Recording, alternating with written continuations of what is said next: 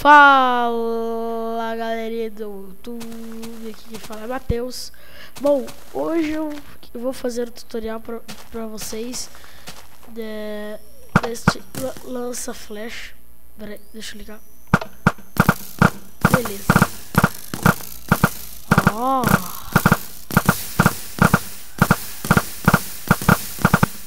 Beleza, aí, deu. Chega aí, beleza, deixa eu pegar ali as flechas.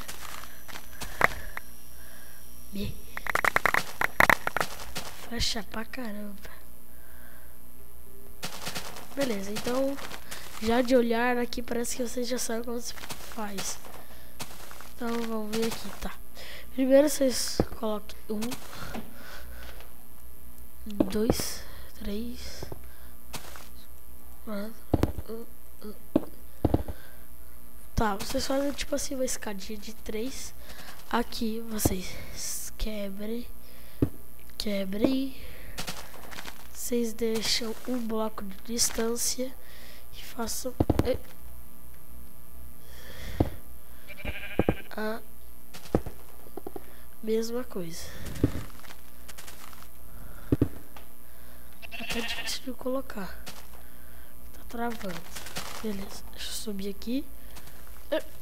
Beleza. Pronto. Nossa, já quebrei lá. Tá, beleza. Agora você fecha aqui no meio. Pega redstone, coloca em tudo aqui. Aqui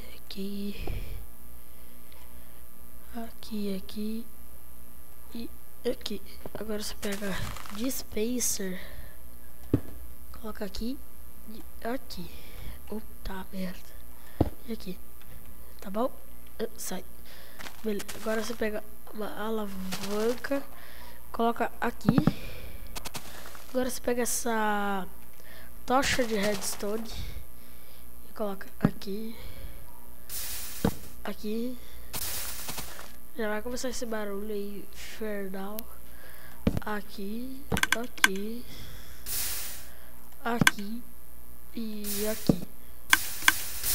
Bom, vocês já perceberam, já tá funcionando. Agora vocês fazem um buraco. Opa, deu merda. Eita pumba. Merda. Vocês pegam, colocam uma tocha aqui e pronto. Agora sim, já dá pra ver que tá nessa barulheira. Você vem aqui na alavanca. Para! Sarda! Alavanca dos infernos. Peraí. Boa!